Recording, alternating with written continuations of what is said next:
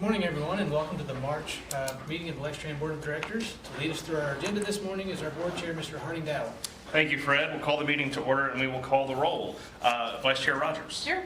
Mr. Bedlitz. Here. All right. Ms. Borges-Gonzalez. Here. Judge Thurston is absent. Mr. Houston. Present. Mr. Ward. Here. And please welcome Mr. Whistle. Here. All right, we have a quorum. We will move forward with public comment. Seeing none, we will move on to approval of the February 2025 minutes. Has everyone had a chance to review, and are there any edits? Seeing none, I'd entertain a motion to approve the minutes. Motion to approve. Thank you, Ms. Rogers. Thank you, George. All in favor, aye? Aye. The only thing I want to mention in our chair's report today is both good news and bad. Byron Robinson has taken a position, I don't know if it's back home in North Carolina, but at least a place you have lived in the past. Byron, for those of you who are newer on the board, joined us first as our Assistant General Manager in March of 2021. And we enjoyed his help until he moved into his current role, leading the paratransit operations for RATP Dev in 2023, and we have enjoyed these many years of collaborating with him through good times and bad, but always with an eye towards serving our community, and we appreciate Byron for that work, and we wish you well as you move forward into new and exciting things. Is there a general manager? There is, thank you. I would like to talk briefly about the Transit Center. We have our partners from BR Systems here. Mr. Luke Gressman, would you like to come up and...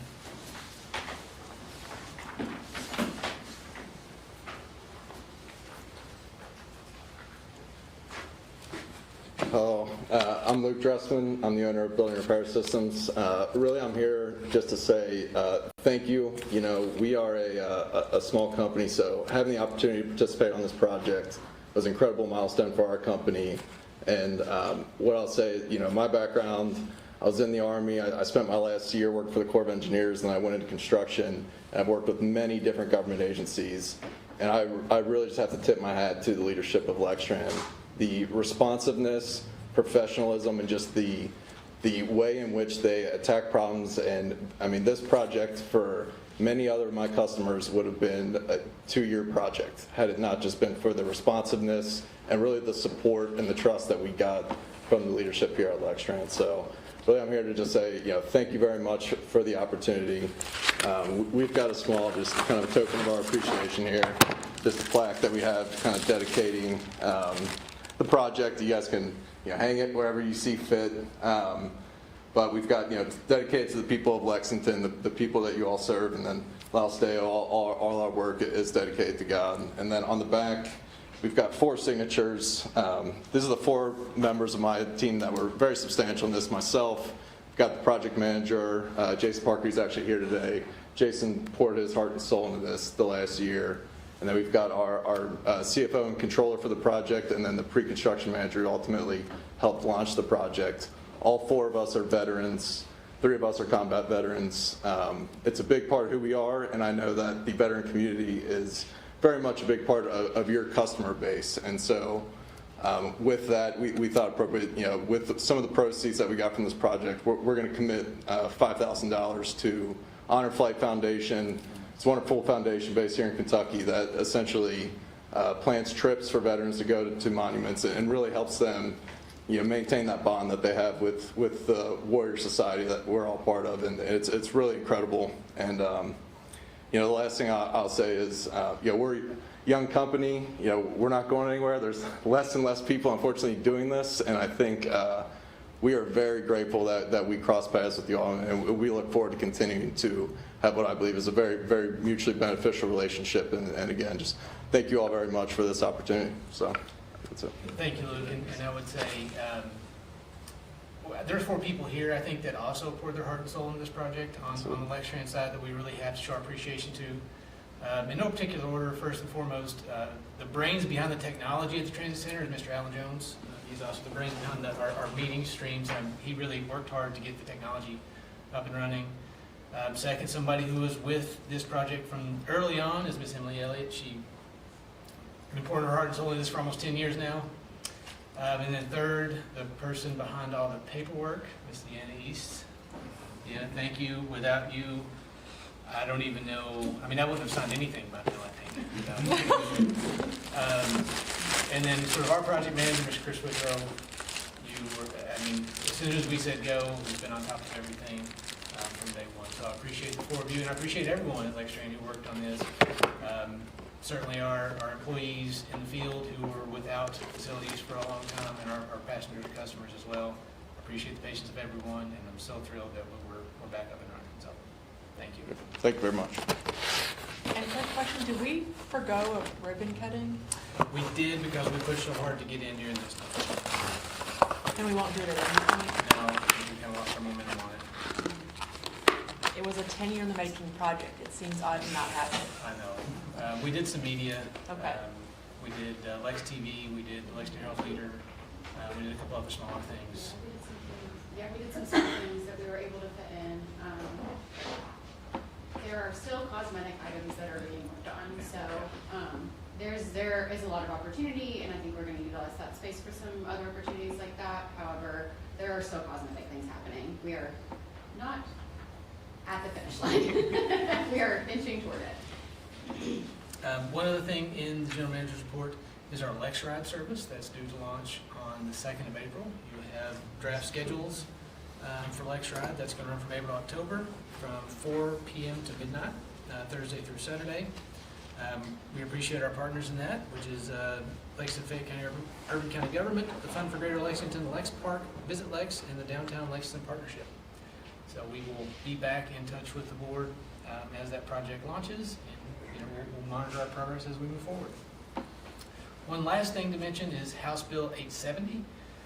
That is a bill introduced by Representative Watkins out of Jefferson County, which would allocate $30 million to public transit agencies in Kentucky. We don't see that bill is going to move this session, but we are very appreciative that the conversation is opened up at state level government, and hopefully that we can work with Representative Watkins and others to see something like this come to fruition in the future.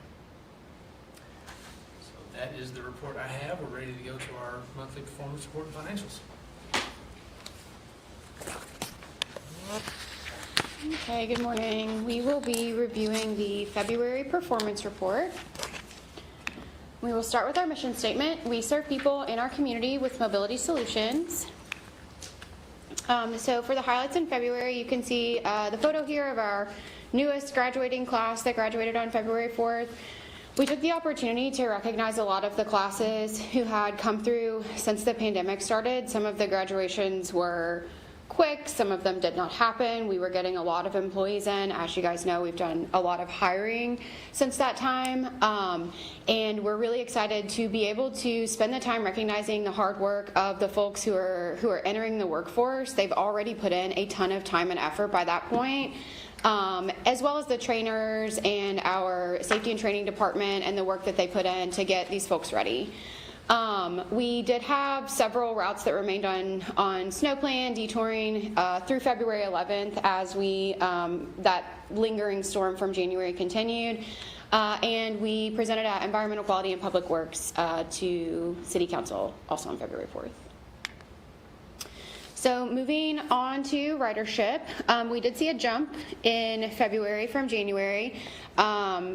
It is closer to the 4-year average despite some of the snow plan that we remained on for a good portion of the month.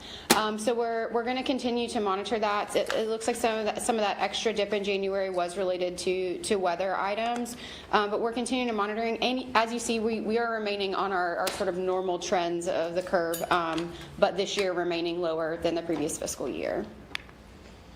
Here are some of those hard numbers, and so you can see a little bit of how the total ridership compares from 25 to 26. Oops. So when we're looking at on-time performance, we were at 86%. It's stayed mostly consistent with the trend, a little bit lower. We were on a gradual upswing and saw a bit of a tick. Some of that weather-related stuff can contribute to this. So we're still monitoring it. We have seen the trend over the month over March as we move forward that we are bumping higher up into the high 80s, and so it looks like we've bounced back from that little blip in February. So looking at safety, there were 3 preventable accidents for the month. If you look at that comparison of 25 to 26 year to date, that number has come way down. So, kudos to our safety, operations, maintenance teams, all of the folks who are out there operating safely for our community and our passengers. And then we also have, for maintenance, 8,320 miles between road calls with a total of 19 total road calls for the month. And as you guys recall, when we look at the total road calls, that the miles between road calls goes down a little bit. The extreme weather, that contributes to it. But you can sort of look, we're still pretty on trend with our average that we experience year to year. And then, maintenance is absolutely crushing it per usual on their preventive maintenance inspections at 100% again. Do you all have any questions? I have a question on customer feedback. Do you track that by maybe time of day that the incident happened or specific routes people may have been on? So they are logged that way, and we can break it down. We have not necessarily been digging super deep into it as far as going down into the time of day of the feedback and that sort of thing. But I'm more than happy to present a breakdown for you all over the last several months of what that looks like. Let me see. I'm going to write myself a note. Yeah, we've never really looked at causes. We just looked at the fact that it happened. And as far as we're concerned, all feedback is good feedback. Yeah. Sometimes that feedback is very unproductive in an investigation manner, I get it. but all feedback is good feedback. So I'm more than happy to put a more detailed breakdown of what that looks like and how those are logged. You can see the breakdown here of the buckets that they're in, but definitely more than happy to look at days of the week, that sort of thing. We do tend to see just seasonally some trends. When it's cold, people get more frustrated, and when it's really hot, people get more frustrated. It's that first hot week of the summer, you can guarantee it's going to be a problem. But I'm more than happy to do a deep dive and break that down. Yeah. And And if I I'm- don't know to everything, but I was thinking discourtesy Mhm. one and past boardings for another. If there's a specific place or person that causes things like that. Mm-hmm. And we can pull trends like that. So if, our customer service team is really, really good about keeping on top of it and saying, hey, I got 3 discourtesies this week for this person. Just wanted to give you a heads up on that. So if there are individual opportunities for improvement, that's definitely something that can happen. And these are typically very operator focused or operations focused, and that team does a great job of also eyeballing the trends and making sure that they're staying on top of them. Go ahead. So we're back at our similar 4-year average for ridership, which is a great news. And then we're really close to our 90%, which is the highest I've seen it in the last couple of months.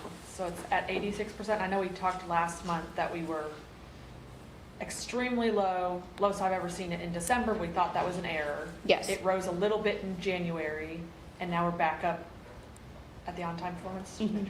Yeah, and we as a management team, we review it weekly to stay on top of that, and then if there's anything that stood out for the week, we can be aware of it. For instance, last week was UK spring break, so the population of the city changes and people are not driving the same way. Traffic patterns change a little bit, so we always see an uptick on spring break. Same thing with FCPS, right? So but if we're seeing specific routes struggling, we review that as a team to say, where do we need to dig in a little bit deeper And why did that one go from going really well to really poorly, or why did it go from really poorly to really well, to understand more of the root cause of what's going on, and then do we need to address it from a scheduling standpoint, or is this sort of a blip on the radar? So let me make sure I understand. Thank you.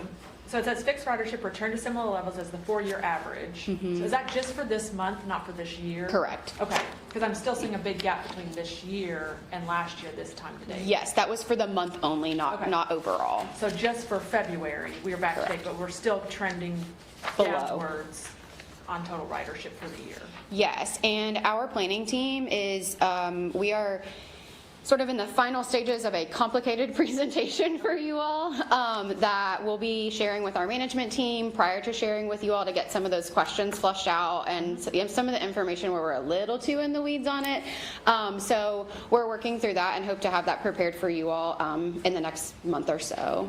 Can you touch on the APC certification? So, yes, we submitted an APC certification in October. That was rejected.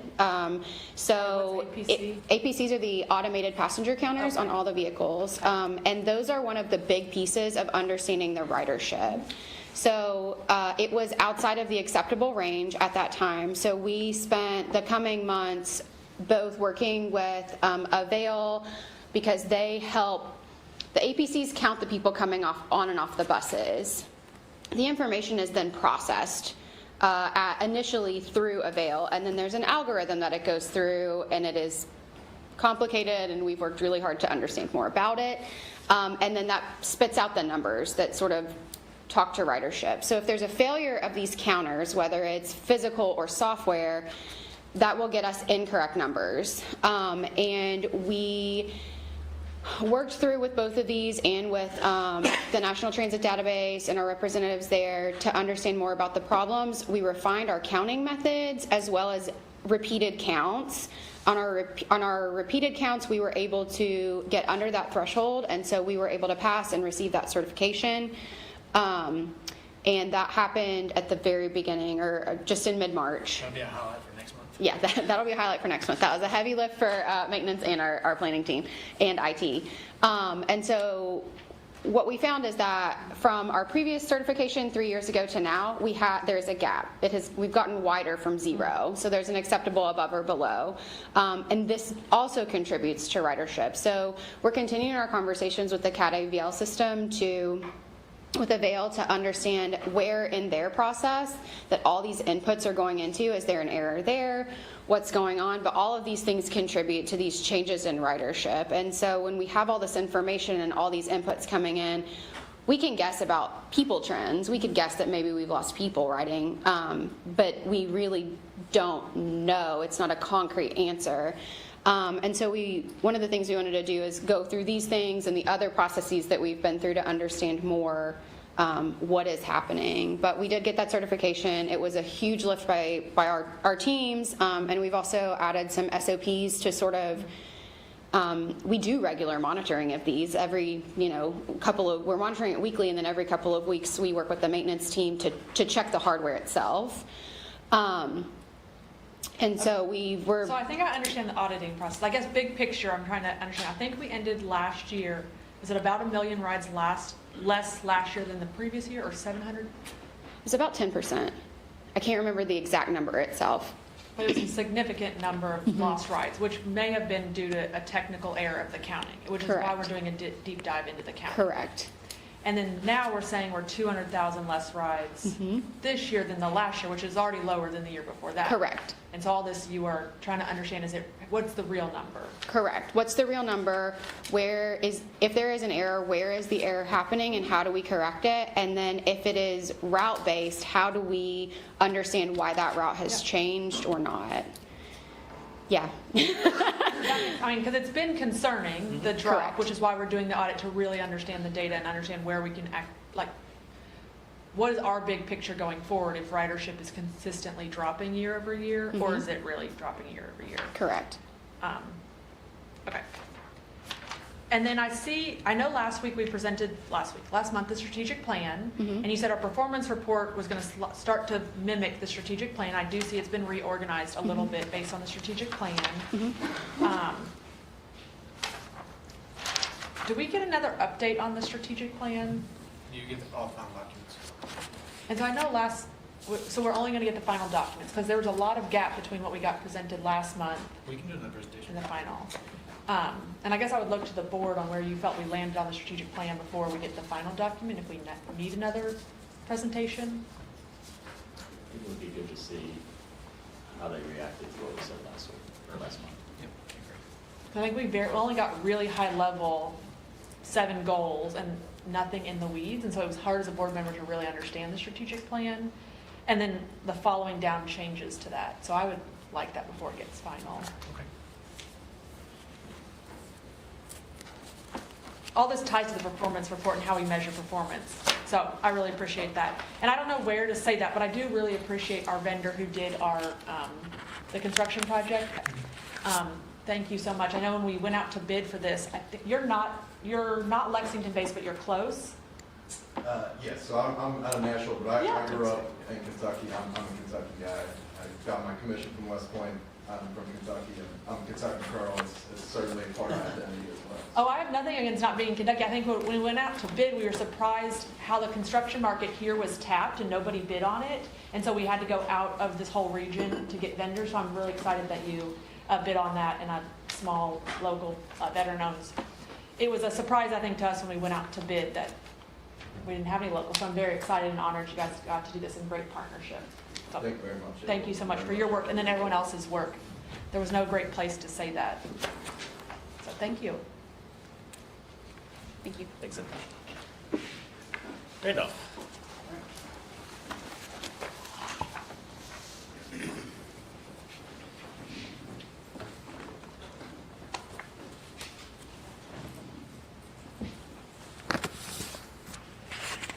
Right, so.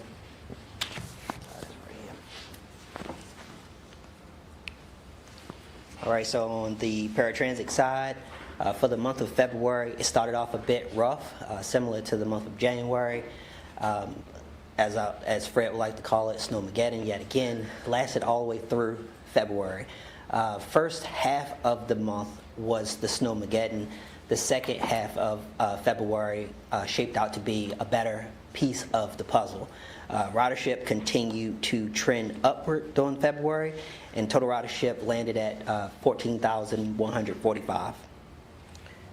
Ridership for the month was up about 500 riders compared to the previous month of January, and remains in line with the trend when compared to their previous month fiscal year.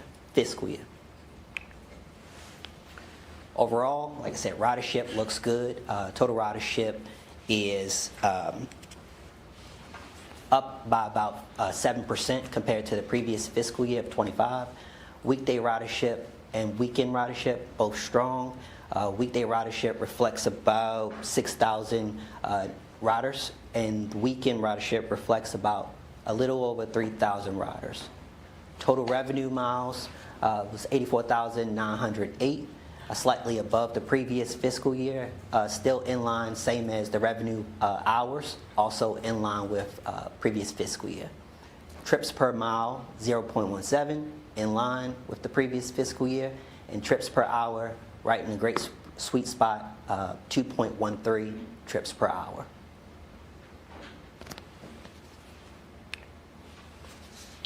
As for the safety side, it's a rough month. Same as January, 4 preventable accidents for the month, which puts us at 5 over the previous month. 5 over the previous fiscal year. 3.83 preventable street accidents per 100,000 miles. 24 days with no preventable accidents. For the month of February, the monthly safety meetings continue, as well as the daily safety messages. The discussions in the monthly safety meetings included operating in various weather conditions due to the ongoing weather patterns, proper securement, and also key points of contact when entering and exiting the bus.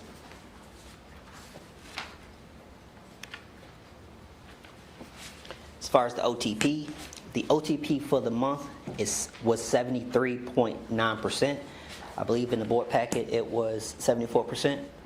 Okay, it was just a rounding error. However, the wheels on-time performance ranged in between 70 to 79%, as you can see from the flow, but still in line with the trend. We did implement a new run bid, which I spoke about last month, which started March the 1st.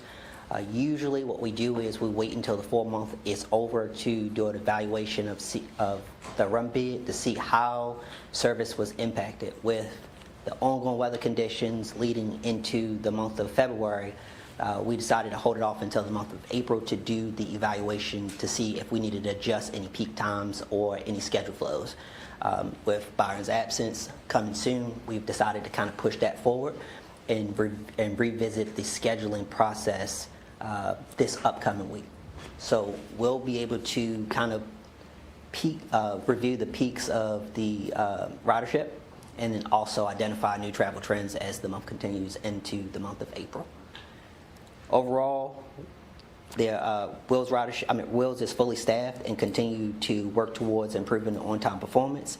And I would like to highlight, even though that the on-time performance was just under 74%, the ridership continues to grow beyond the previous fiscal year.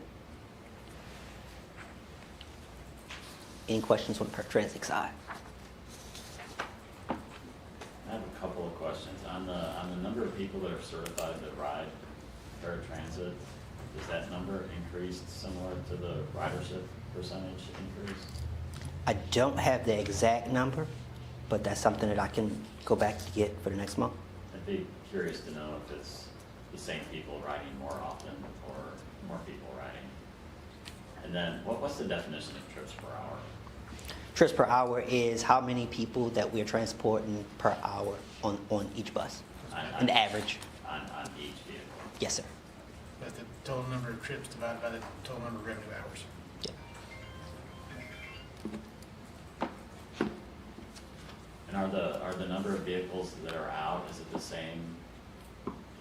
Is that the same number that you use to calculate this through the whole day, or is it based on who's actually out there driving? It's based on the average number of vehicles that's out there per day. But And that, it would be all vehicles, just the number of hours that all vehicles combined Okay. drove would be the denominator. So how many vehicles is there that's out on paratransit? Maximum is 35 out at once, 38. 38 at one time, and that's going to ebb and flow throughout the day. So that means there's like 96 riders an hour total. Give or take, it kind of fluctuates. That's 70-ish is the sweet spot. Usually the start of the day is usually high. Usually the start of the day is usually higher. Because we want, 2.5 trips per vehicle per hour? 2.5 trips per hour. That's the goal. I have 2 questions.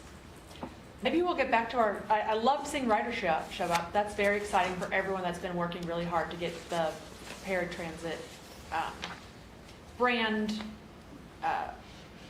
everyone's kind of reliance on it back up. So that's a really encouraging thing. Maybe we'll get back to was it 20,000 per month? We used to be at pre-COVID. Pre-COVID, yeah. I know that's a big jump and we would be in a budget issue if we got back to that 20,000 per month. But, that's where we were pre-COVID and never quite recovered, but it's great that we're increasingly going up. And then I saw, I know we had 4 accidents on paratransit last month, and then was there another 4 this month? Yes, ma'am. Which, given that there was the snow, so we're high for our accidents this year, but assuming those are all snow-related? Yes. And then similarly, our accidents this year are significantly lower than last year. Any reason? Steve? Training, safety, we've put a lot more emphasis on having monthly information being put out and trying to be very,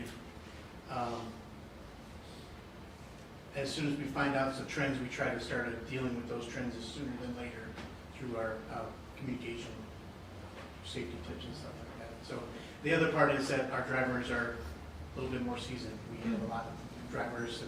Last year we had multiple of the same, we had 2 or 3 people that had multiple accidents, which increased it significantly. So Yeah, not to jump from paratransit, but I was looking at the paratransit, just realizing that was the same number of accidents this month as last month. So then, but that's a huge decrease in our accidents this year, so that's something to be really proud of. Yeah, one of the good parts that we looked at was during the snow events, we didn't have any accidents at all. It was actually after we had minor accidents, but during the snow event and when it was the hardest, our drivers did excellent. They were just paying attention and engaged, and I'm really excited about that. Do want to piggyback on that. With the help of Steve and the safety department, with Lextran, we've been working with RTB Dev Wills and the safety manager there as well. So moving forward, we plan to get a little bit more involved in the actual safety meetings from month to month, as well as reviewing the accident and incident process. Wills has also had a number of new operators in the last 60 days, in the last 2 months, which I'm not saying is a contributing factor, but just wants to see. But that's good to know, because when Wheels has an accident, we have typically not gotten involved. Is that what you're saying? But now we Not as much. Not as much. But given for those few people that get in the accident, it feels more severe because there's 1 or 2 people on a ride.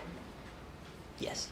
I'm We've been hypothesizing. pushing to a proactive approach when it comes to identifying the trends, as Steve mentioned. Okay. Last but not least, before I pass it to Ms. Nikki, I do want to take this time, and I do apologize to you all and to her because I should have done it sooner, but we also have a new employee. I don't think she's much newer now, but the paratransit coordinator, Miss Monica Santa Teresa, she's currently is involved in the paratransit eligibility process. Yeah, thank you. Was that a new budget position we budgeted for 2 years ago? That's the one that we had a contract through that service. Yep. And then we changed and brought that in-house, and Monica has been tapped to help with that in-house process. So that is where some of our expenses would shift from that paratransit expense into wage and fringe for that position. Thank you, Randall. Thanks, Rana. Thank you. Hi, Nikki. Morning. We are looking at the month of February. We're 8 months into the fiscal year. Our operating cash is strong at this point. We do have a work in progress there. That's part of that is grant money. So we received about a little over $5 million in March. So you'll see the cash number go up a little bit for the next month. But we are right where we expected to be on everything. And I'll be glad to answer any questions on the balance sheet. Okay. Getting into the revenue and expenses, property taxes are looking very well for this time of the year. Last year, between March and April, we received about $1.2 million. So it's all about timing when you receive property taxes, but we're hoping that this trend stays strong because we are right on budget right now. And as you can see, it's a little more than we received last year. So we're very happy about that. Passenger revenue relates back to what Emily said. We are under budget, but we're still hanging in there. We're about $80-something thousand under budget. Federal funds is timing. We are working on those, so hopefully, like I've said a couple months, that hopefully we'll get those, and I expect those anytime. We're looking good in our wages and fringe area. Professional services, materials and supplies, those are all looking real good. I know right now the focus that everyone has drawn attention to is our diesel cost.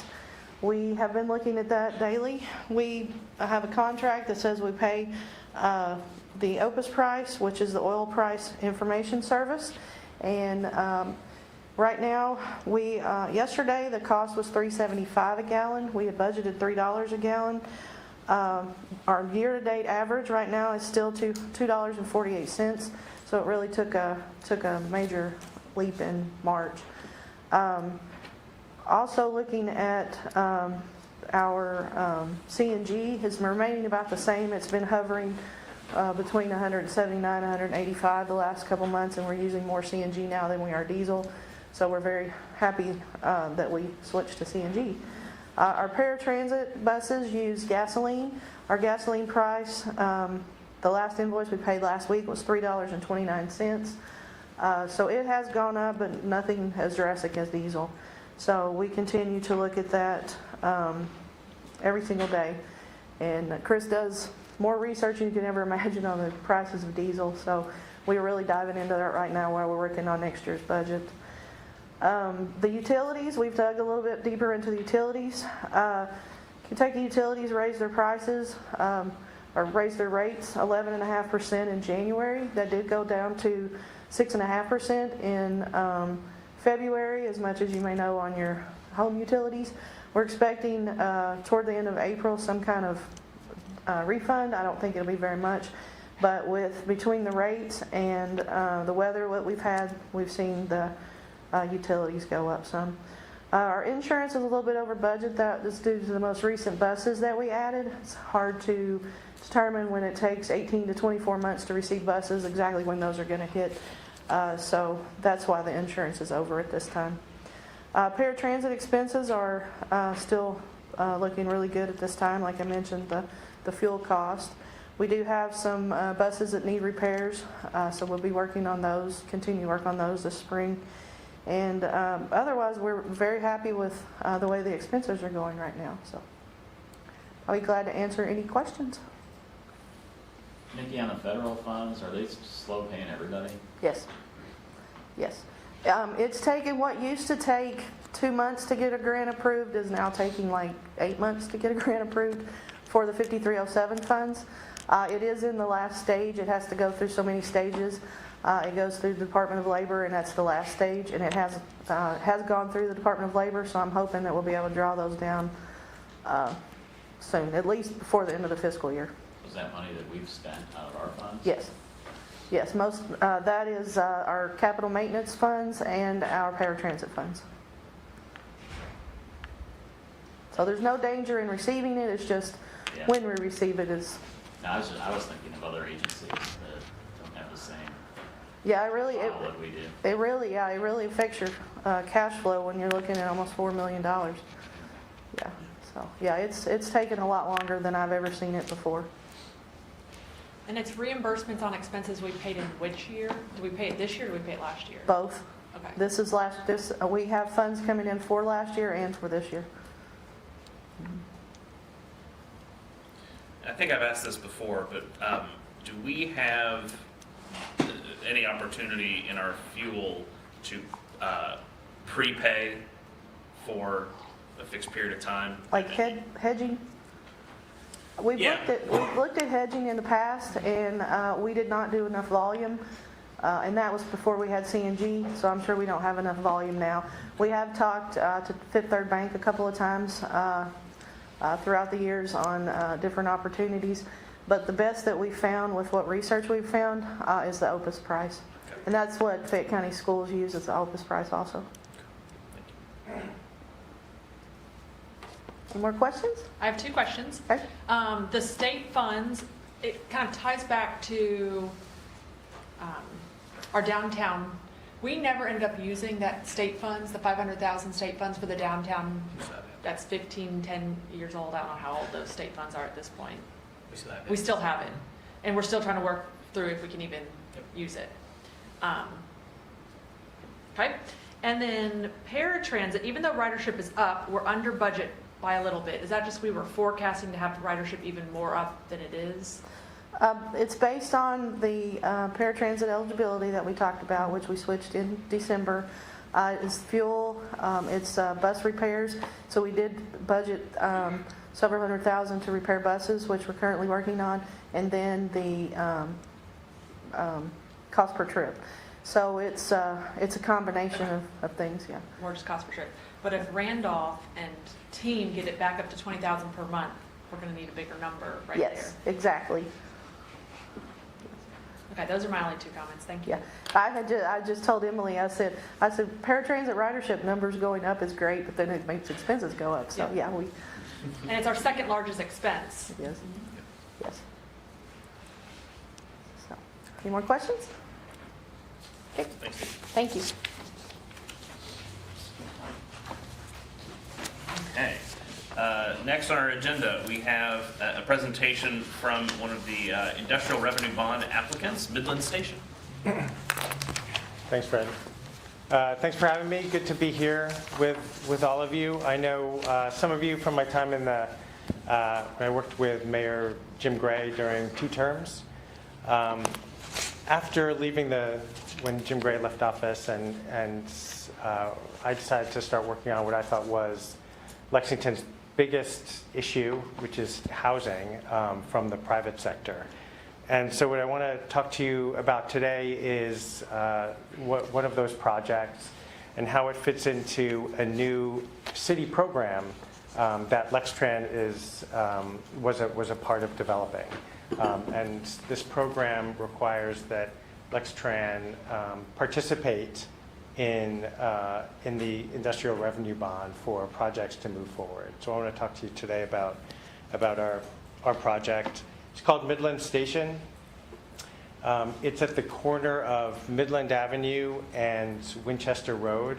It used to be the Lexington Cut Stone property. It's just a vacant property right now, about 3.75 acres, and it's triangular shaped. A lot of infill projects are expensive and difficult for lots of reasons. Among those reasons are that it's an oddly shaped property that has the Town Branch culvert running right through it. The creek around which Lexington was founded is now in a culvert underground and runs right through this property. So I want to talk a little bit first about Lexington's new housing program. So it started in the Kentucky legislature. So they had the legislature had a working group, a task force, coming up with legislation that would promote housing construction in Kentucky. Kentucky is not the only state that's dealing with a housing shortage, but certainly we have our issues here. And so they added to it's called SB 25, they added to the industrial revenue bond legislation the list of types of projects that could be used with industrial revenue bonds. They added multifamily apartment buildings with at least 48 apartments. So with that, the city here took that up and designed a program around that they launched mid last year. So it's called an industrial revenue bond. It's a little bit of a misnomer because the bond is they call it a phantom bond. It's not the city providing a bond that lowers our credit. Some people think of industrial revenue bonds that way, and you can do that, but that's not what this program is. We're doing the leaseback industrial revenue bond. And so what that is that the city takes control, takes ownership of the property, and that wipes out the property taxes. And that enables a project to have the financial model that allows it to move forward. So instead of the property taxes, we do payments, we negotiate payments in lieu of taxes. So the city's program requires that we negotiate those pilots, payments in lieu of taxes, with the school system, the library, and Lextran as well. And that's why we're here talking to you today. I think Fred was involved with the development of that program, as was Fayette County Public Schools and the library. We here in Lexington, as you know, have a particular issue with housing, right? There's a housing shortage that we've heard of all across the country, certainly in Kentucky. But here we have the urban services boundary that hems in development. So there's only, sort of a portion of Lexington that can be developed. And what that does is it pushes up pricing.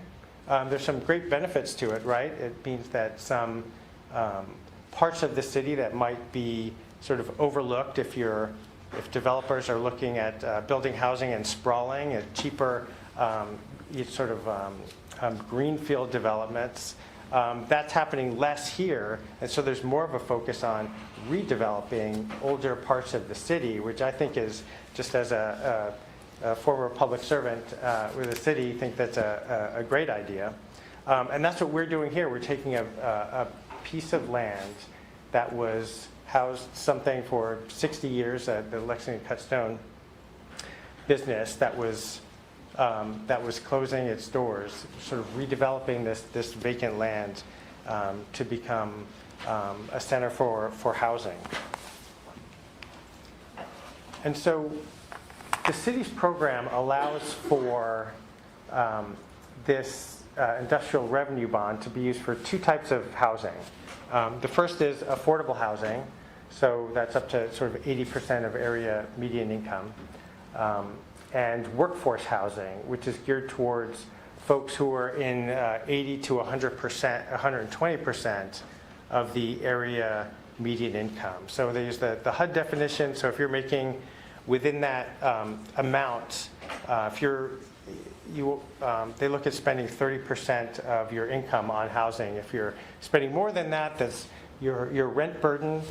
So this program is really designed to assist folks who are building multifamily housing geared towards those in that 80 to 100%, 120% of AMI. So these are, maybe it's young professionals or teachers or firefighters or policemen or folks who work at Lextran. This is sort of the type of folks we expect to live in Midland Station. According to the program, 20% of the apartments need to fit into that category, workforce housing. For Midland Station, it's the vast majority of them. So why we pick this location, I think might be a particular interest to Lextran, because we wanted to create housing that drove multimodal transportation, right? So at the corner of Winchester and Midland Avenue, you have a bus stop. There's a Lextran stop right in front, and we've offered and told the city we would improve the bus stop in front of Midland Station. But we also want people to walk downtown, walk to National Avenue, walk to UK, use the Town Branch Trail to bike downtown, go on the Legacy Trail. We know the Brighton Liberty Trail. We've offered to accommodate that at the front of our building. So we really want to promote sort of this multimodal transportation here in Lexington.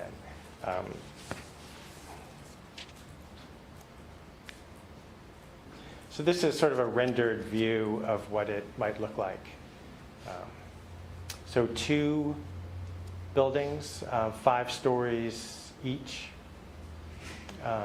Sort of inside the first floor, there'll be a sort of a commercial space and parking. And it's really an urban orientation, right? The buildings are geared or right up against the street, with parking sort of hidden inside the building and in back. Where's the culvert go, Scott? The culvert is here. I'll show you. So I don't think does it have a pointer, a laser? Is that what this thing is? Is this a laser right up? No. Okay. I've got the mouse there. Oh, okay. So right in the drive aisle, you can see sort of a kind of a dotted, diagonal dotted line. That's where the culvert is, and it's large. It's unmovable. I guess there was a cholera outbreak, and we buried the Town Branch Creek, and that's where it sits. So that culvert is. Our buildings don't touch it, right? They're just oriented so that they, if the city had to get in there and do any repairs, that they could. So that's sort of the reason behind that. So, got over this. So it's a large project, right? This is the design right now has 258 apartments, so 300 plus people The goal here is to have them living downtown. Now, Lexington, if you can think about how hard it is to pull something like this off, there hasn't been an apartment building built in Lexington's downtown in 40 years, right? Park Plaza is the last one. There's some condos that were built for folks who can purchase a home. The average age now of folks who purchase homes is 40. It keeps going up because housing is becoming more and more expensive. So this is, but this will be apartments for rent. That's the site plan, the development plan that was approved by the city. So the proposed pilot, so what we're proposing is that right now the property pays $2,200 a month, a year in property taxes that go to Lextran. It's called an abatement, but the reality is you'd be getting more from year one. So in the city's plan allows for a 10-year pilot before full property taxes take effect. So what we're proposing is to triple the taxes, to go from $2,200 to $6,700 per year. Goes up incrementally there for the 10 years. And then at the end of the 10 years, it would jump to about 15 times what we'd be paying now. So this, in a way, this is a way of increasing the property taxes on this property.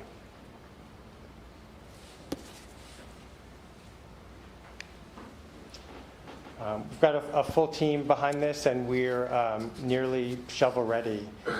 One thing we are hoping to do is to get your thoughts on the industrial revenue bonds pilot proposal, and to secure that so that we can talk to the other, as we talk to the other taxing jurisdictions, and then go through the rest of the process with the city. What that looks like is once we're going to have a contract, once we have sort of general approval on the pilots from the three recipients of the property tax, or main recipients, then we go back to the city. There's an application. It goes through a committee, an economic development committee, and if it's approved, it could die there. If it's approved, then it goes to the full council, and they would have a vote on the industrial revenue bond for this particular project. So I know it's a new program, and industrial revenue bonds are not always straightforward. So I'd love to answer any questions that you have about either the city's process and program, or our project, or the pilot. Have you spoken to the other recipients? We have. Is it similar 3X proposal? It's a little different. We started out thinking that it would be the same, but the discussions diverged at a certain point. So we're talking with, we're going to be presenting to the school board in I think 2 months, and we're in discussions with the library as well. So we do need to have agreements with all three to move forward. I have a question about the rents. And I know Lexington's AMI is pretty high. So what's the delta between like full price and what the affordable is going to be? Well, so there's affordable, there's workforce, and then there's sort of market rate luxury, okay, right? So we're in that sort of workforce category. So there are places you can rent that'll be more expensive than Midland Station here in Lexington. But we're really geared towards, again, that workforce housing contingent. Do you know how much of a savings that would be for the workforce housing people? Well, it's hard to, yeah, I mean, it allows folks who make up to 120% of AMI to spend less than 30% of their income on an apartment. So that makes it, so if you, as I said before, if you're spending more than 30% on your housing, you're deemed to be rent burdened, right? We've all heard, stories about folks who live in San Francisco where, none of the teachers can live in San Francisco because it's too expensive. And so how does the city function that way? So we're really glad to be in that sort of workforce category. If you want, go back a few slides. I think you had a rent sort of proposal, if you don't mind, to go back there. Maybe we could discuss just as an example, sort of what a the rents. Person. So this is, so the rents are generally going to be between $1,500 or $1,400 and $2,400. Those are averages. Mm-hmm. But we worked with Rick McQuady, who's the city's sort of housing finance expert, to sort of verify all this information that we would fit into this category. So the vast majority of our apartments fit into that workforce category.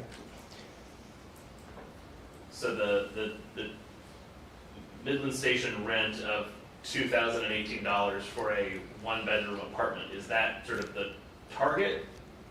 That's an average. There'll be ones that are less than that and more than that. But even that falls into the workforce category. Yeah. Is that helpful, Drew?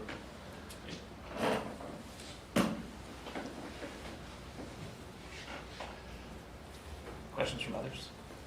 I have more of a big picture statement, which I think we have to decide as a board. Is this a similar approval to what we approved for the Manchester? It's a little different. It's a little It's a different. little different. But I think the only people who were on the board when we approved the IRB for Manchester were Harding and George and myself. I don't know that the other board members were on when we did approve that IRB. And that was what, 5 years ago? It's been some time ago. And so we had, I think, a lengthy discussion at that point of like, as a board, do we support IRBs or don't support IRBs? Because at the heart, as a public entity, we forego revenue. I think we, at the time, we're very supportive of new developments, and we forego the revenue. And what's our responsibility as a board to put the fiscal health of the organization top of mind? But we were supportive of new developments. So I think we voted. I think it was a unanimous decision last time to vote for the IRB.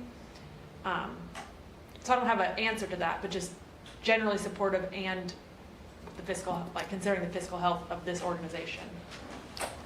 I would say that this is a very, very different program and development from the Manchester. That was for 40 years, right? This is just a 10-year abatement just to get the project off the ground. I mean, we need housing in Lexington, and that's what this enables. I would also say that the type of development is very different, right? That's a luxury hotel. This program, the reason why the city, I can't speak for the city, but I believe the reason why they developed this program is that we have a severe housing shortage in Lexington. It's at 22,000. There's that one group that projects it to go up to 30. Pretty soon, we have a hard time building housing in Lexington, in part because of this mismatch between the costs of development and the rents that you can charge that are market rate. There's a mismatch. It is not just here in Lexington, it's in many cities across the country.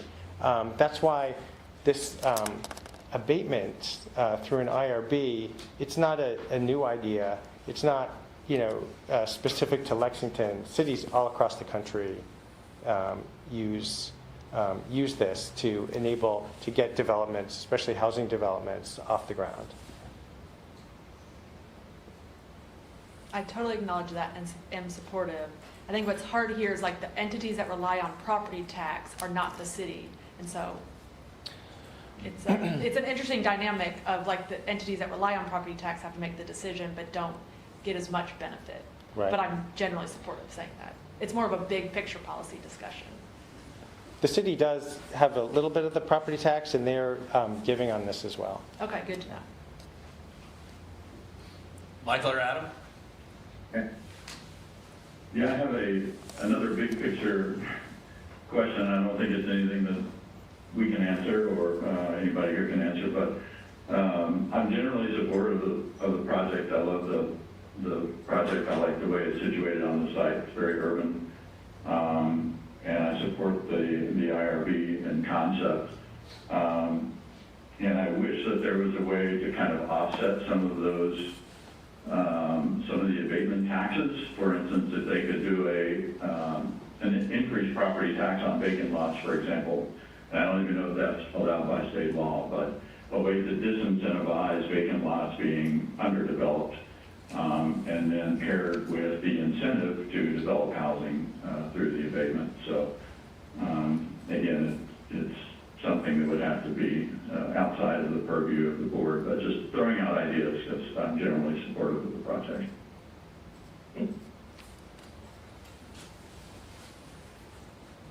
Yeah, likewise, I'm also generally supportive. I agree with what I'm hearing from others on the board at the moment, so I don't necessarily have further comment, but it is definitely it's an interesting project, and I do like the idea of the redevelopment of that specific lot as well. I think the location and the planning, on paper is wonderful in my mind, but yeah, I'm generally supportive at this moment of the concept. Scott, where are you on timing of needing a decision from the three entities? Soon would be great. But look, we're the first ones to go through this program. I know there are others who are starting to approach, in part because we think it's the right program for the city, and it'll enable our project to move forward. So we're, as soon as you guys are comfortable, we don't want to push you again. It's a new concept. Maybe you want to talk to the city about it more. We're happy to have further conversations about it. And we also understand that, this may set a precedent because we're the first ones going through the program, and you want to be careful with it. So we're happy to work at your pace. I think that was our conversation with the Manchester one. So I thought that was our first one. I would not consider that a precedent. This is a new program. Okay, Yeah. good to know. Thanks for, because at the time we had that conversation of this is setting precedent of foregone revenue, what's our responsibility as the fiduciary agent, but I'm hearing that maybe the program's been reworked. This is a totally new program that's geared towards housing, like affordable housing. Okay. For affordable housing, if you fall into those sort of rent categories, they're saying you can do a 15-year, or the program says they'll offer a 15-year timeline. For workforce housing, it's 10 years. Taking off my housing hat and putting my sort of public servant hat on, I think that sounds right. So there'll be others that will come before us. There is an IRB that's not for workforce housing, but there's others that are coming.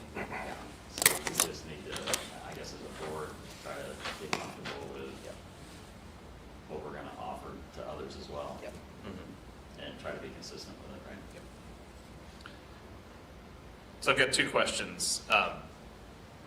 The first, have you all considered or have you modeled what it would look like in let's say year 11 through 15, just as an example of further increasing the payments temporarily to offset the foregone, the abated taxes during years 1 through 10, just as a way of ultimately making us whole over a shorter period of time.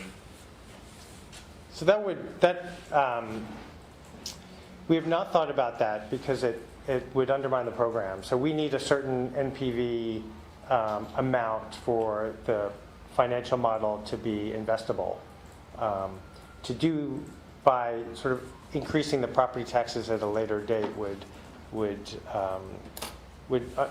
undermine the program and render it sort of moot. We wouldn't do the program because there's a certain amount of cost involved with the program, actually significant cost. So the city has a not insignificant fee involved with this, and the sort of legal and bond counsel fees. So there's even a zero would be a loss for us, right? So there is a gap in the financial model, as with many infill developments across the country. This abatement, it fills that gap. We're trying to get to a certain number, and so sort of to add to the property tax at a later date sort of would undermine that, unfortunately. No, that's helpful. Abatement versus deferral. Yeah, right. Just because I'm unfamiliar, MPV stands for what? NPV, net present value. Okay.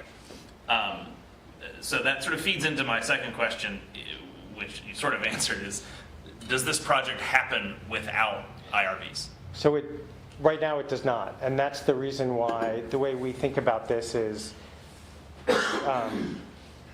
Lextran can continue to get the 2,200 per year, Right.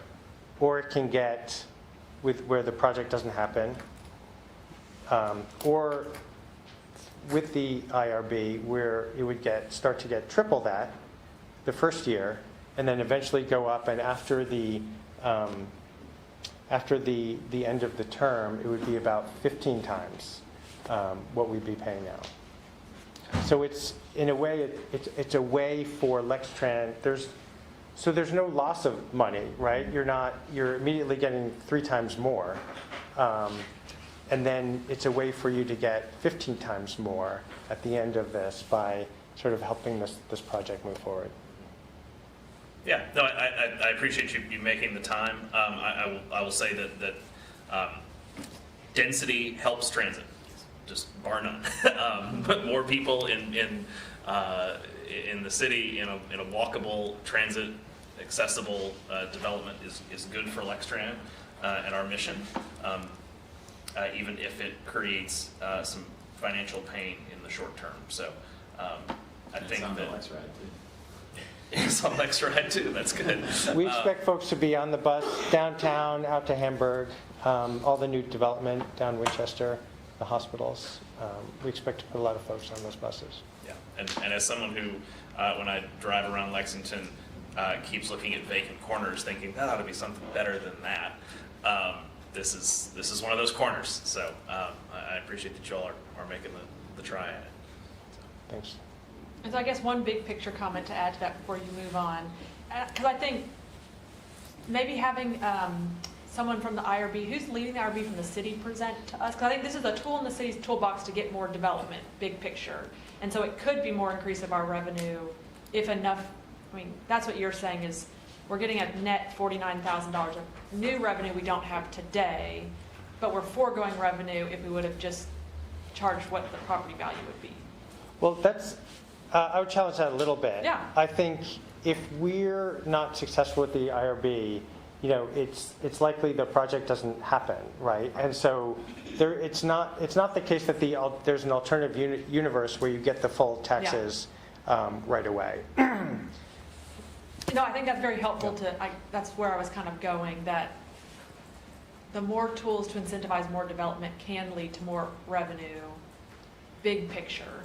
But I think we need a discussion of the board and maybe is there a person leading the IRB process at the city? So it's the Economic Development Group. It's Kevin Atkins and Craig Bentz. I can reach out again and see if they can come. A big picture. Yeah, we invited them to come today. Okay. Probably justify it. But do you want to vote on this today? We don't have to. We can make sure that we have consistency and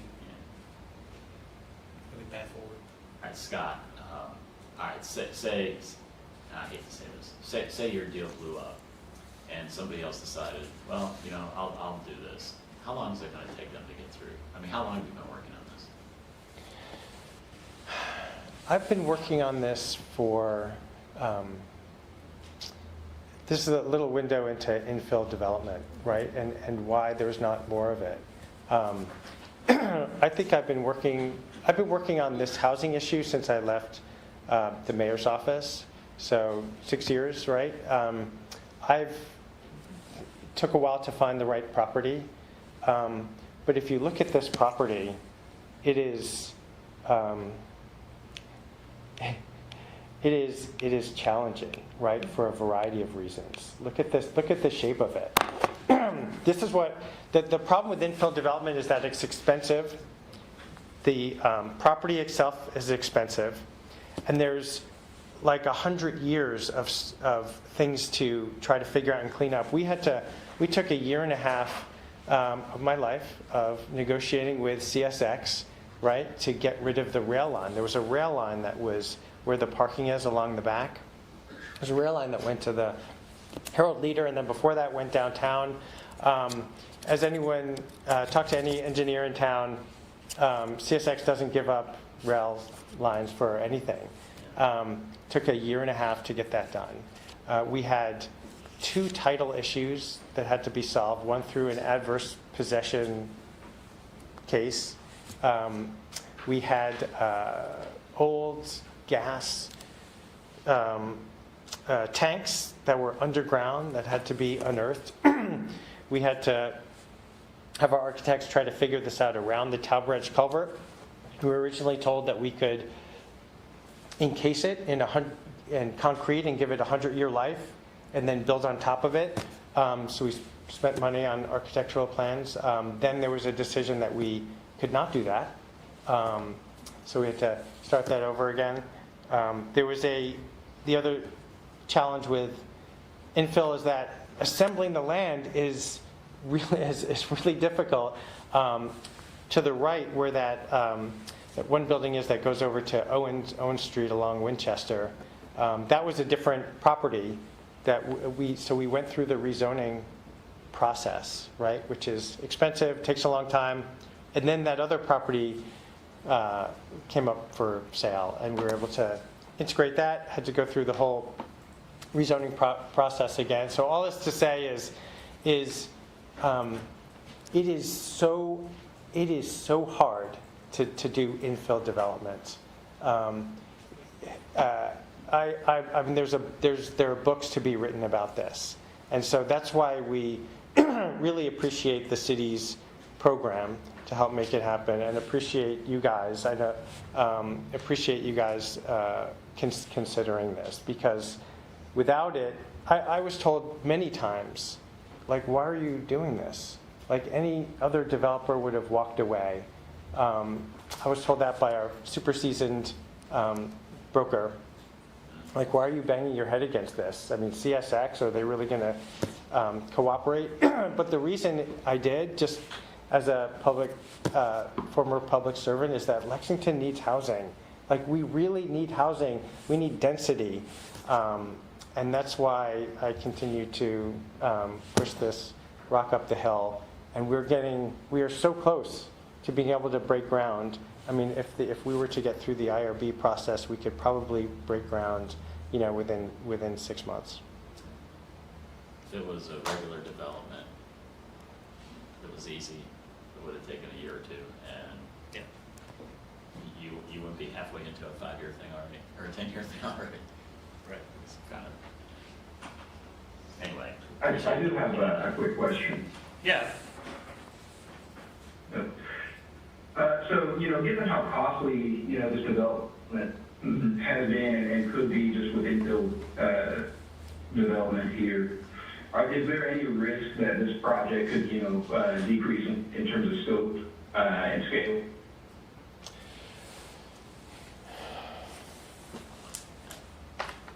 So this is the financial model around this is a finely honed thing. This is the sweet spot of how you do this kind of development with a podium, concrete podium, and then wood frame construction, 4 stories up. That's why you see so many 5-story buildings all around the country. It is sort of the sweet spot of how to finance these things. It's also the case that around this number of apartments, it's sort of a sweet spot around staffing the project as well in terms of property management. That's why when that second piece of land that I mentioned came up for sale, we're excited to buy that, because it does sort of make the buildings and the staffing more efficient. Is there a reason it's not bigger? I know the building code will let you do 5 floors at least over the one. Yeah, so there's a couple reasons. One is, when you get to another layer, there's sort of additional cost and sort of fire. Okay, so you're up against the issues. high-rise Yeah, construction. and then above that, it's more like steel, and Yep. which has its own costs associated with it. So this is sort of this is the sweet spot to how to create something that's affordable for working people and working families in Lexington. Okay, one last timing thing. So do we have this on our agenda next month? Can it wait that long? What's, the next step for us? We can reach out to the city, and if you would like, to see if they can come and talk more about the process procedures. I think we need to have a discussion on our position, and then we can get back in touch with Scott and his group and move forward from there. Scott, you said you're meeting with FCPS in 2 months? I think that's right, yeah. Okay. So ideally, and is that discussion for them to make a decision? They would be we would present. They have 2 meetings. We present at one, and then they would vote. I think at the next meeting, but it's not a month later. I think it's a short. It's like a work group versus a. Okay. So it can wait a So month? I think if we finalize by next month, we're still in good shape. I think we'd be okay with that. Okay. I appreciate you guys sort of creating your process around something new here. And if we wait till next month, do we go into closed session to discuss it, or do we need a small work group to kind of finalize? Because I'm worried we'll come back next month and still not have a decision. Well, that I think largely depends on where you are at in terms of the board's decision at that meeting. If you want to flesh certain things out with the city or just amongst the board, there may be some working group discussions ahead of that next meeting. But otherwise, we would probably enter closed session to discuss the execution of the agreement. I think it just depends on how far you all can get by the time we're ready to meet next month. Because I think we need alignment with the board, and in order for us to get alignment to the board, we have to go into closed session to do that, unless we task 2 or 3 people from a work group to move it forward.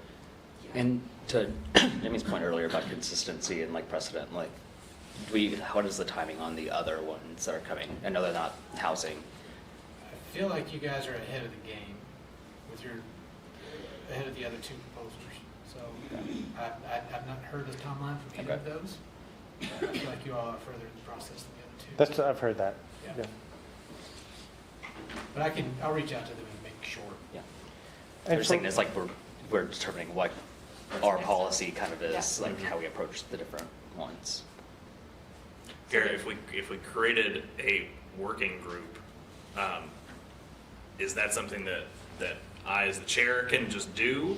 Or do we need to have a resolution to create it? And what are the meeting regulations around it?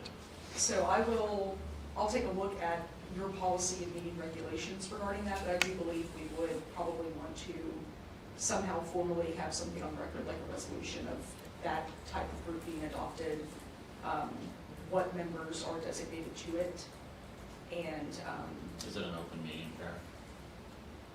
I think that it depends on Probably. the size and whether official action is intended to be taken at the meeting. But I'm happy to provide the board's considerations moving forward for how to strategize the meeting framework this upcoming month. Can we get guidance on that? And I think we're going to have to call a virtual meeting to get all together to then pass that resolution, Yeah. to then have the work group to actually move the needle by next month. So I don't know if we need to set. We do have already on the books, Finance Committee coming up April 10th, and then the following week is our work group and our work session, which we would take no action at the work session, but we could call a business meeting either before or after that work session. It's already on your calendars. What's the date of the work The session? date of the work session is the 15th? 15th, is that right? Are you sure that's right? It's on the 16th? That's the Wednesday. The Wednesday? Okay, 15th. Finance committee's on the 9th, 10th. work session's on the 15th. We had to move Finance Committee to the 10th, right? We moved it from the 8th. 8th, okay. So you're saying the All right, alternative? was that a board work session? Yes, that's the board work session that we traditionally discuss the budget. So the budget process would be Finance Committee, the week, that'd be April 8th, April 9th. The following week is the work session with the full board to discuss the budget. And then the following week is the business meeting of the board to hopefully pass the budget. But we could, before or after our work session, convene a business meeting and take action on this at that point. I think I would personally prefer a work session over the committee, because the committee would just come back with its own recommendation, right? It wouldn't be binding to the other board members. And I'm inclined to want to kind of move forward on this project and do it in the way the program was intended. And even though there's some long-term concerns about the revenue, I feel like that's kind of a structural problem that we should talk to the city about and say how can we offset those loss in revenue and not put the burden back on the people we're trying to incentivize in the first place. So, it feels like hashing through that might be better in a work session. And I definitely would like to talk to the city about some possible remedies for that. But at the work session, we can take no action, so it has to be a formal meeting after the work session. Yeah, Right. so you can have the city come to the work session. Good. And then we take action at the work meeting next week. Well, if we wanted to do 2 meetings on the same day as the work session, we still have time to do that. We could go ahead and schedule we'll do the work session for the budget, Got it. and then reserve maybe the following hour to be a business meeting where we can take action. So that would be more of the discussion to take action, so that then we could vote on the 22nd. And if we think we have 4 working days is enough between whatever conversations we have on the 15th to make a recommendation on the 22nd, that's my only concern. I think the recommendation would be to direct me to do the negotiation, and then we would come back with the actual legal framework for the board. I think that's one way we can do it. I don't think we would have to have the legal contract ready by then. I think the board would direct me to move on that Yeah. legal language. Yeah, I think that's accurate. But directing him to negotiate, when we have to say like, yes, we agree with this model, so only negotiate this model, and do we have enough time to figure out The legalese to make it work. what the model is that we're recommending? I mean, I don't know, it's a little tough to tell. I mean, I think it can be done. I think that if we, really sat that time aside that day and really dug into it, that we could definitely flesh this out and send Fred along with some recommendations or. And then, I'm sorry. We might be discussing things that are not directly coming from this. It might be that bigger picture. Yeah. This is the official position of the board, X, Y, and Z. That I have the ability to negotiate with not only the Midland Station Group, but the other applicants as well. But any decision would eventually come back to the board to say, this is what we've negotiated, this is the actual language, Yes. then we vote. Yes. For real. Yes, that's For correct. real that time. Yes, for real that time. So 2 resolutions, one empowering you to work out a deal, the second resolution to affirm the deal. Yes. Yes, I think that would be appropriate. Well, I like the idea of, I feel like there's enough broad interest in this and valuable input that the full board ought to be part of the discussion rather than a smaller group. So I would advocate for, let's go ahead and put the wheels in motion to attach a business meeting of the board on April the 15th to follow the work session. What time is the work session? I, for some reason, don't have it on my calendar. 10 a.m. 10 a.m. Okay, that's what I figured. So,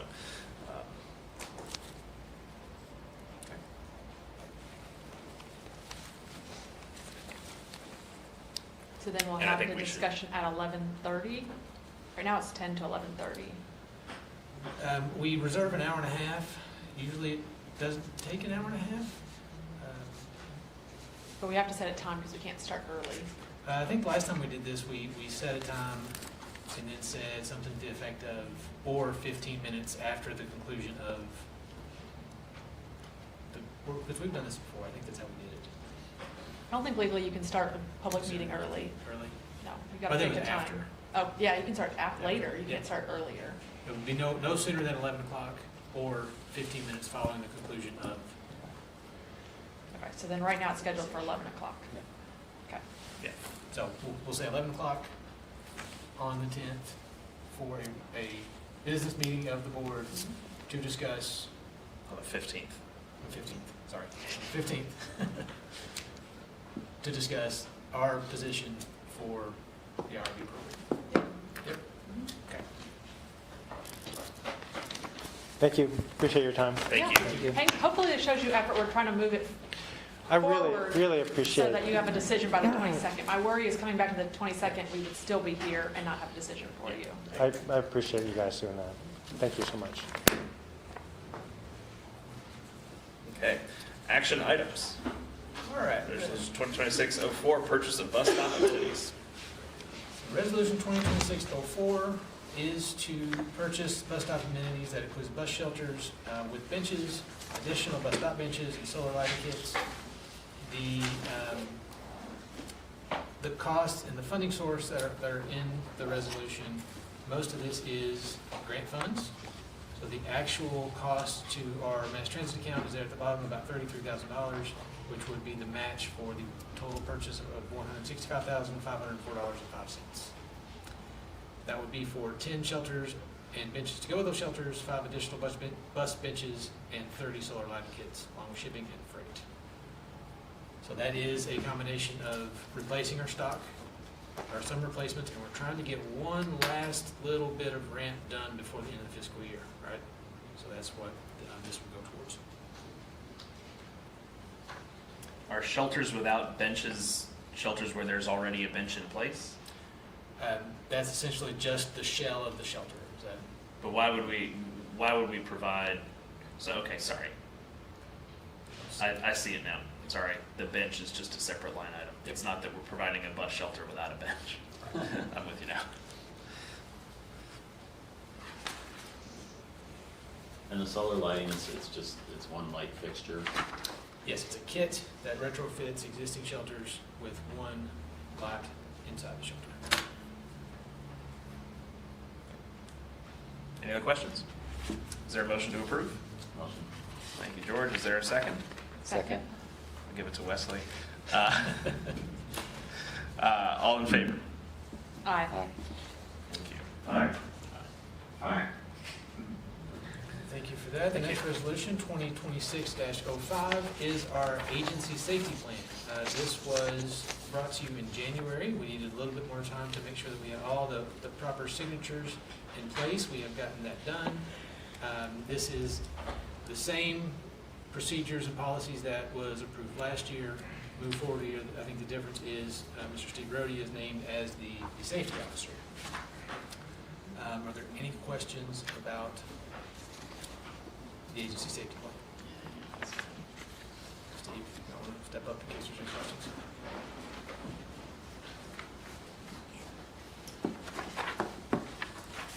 Now, I get, thanks for doing the red line.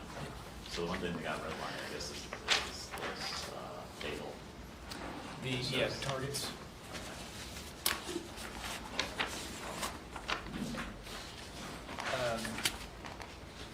So that is part of the annual update that we would go through our measures and targets.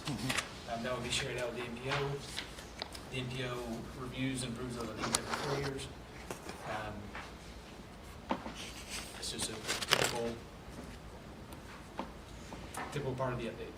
All right, so the first column is showing what actually happened.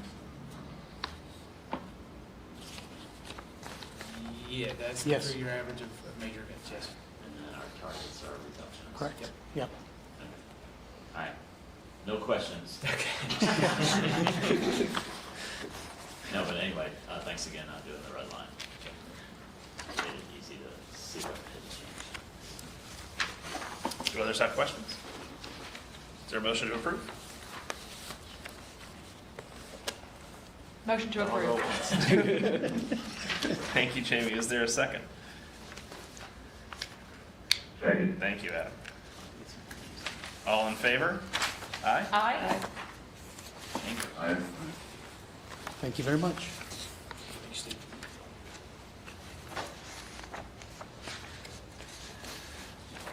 right. Thank you for that. Change order report?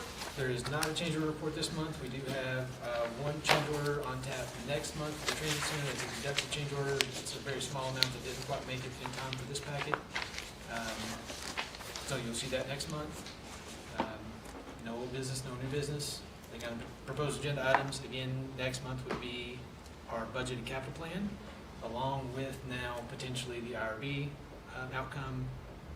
And also, we're still working on the microtransit. I gave you all an update on that. But yeah, that's what we're looking forward to coming up. Finance committee work session we already talked about, so that's all I have. Fantastic. Barring any other news, we are adjourned. Thank you. Thank you all. Thank you all. Thank you.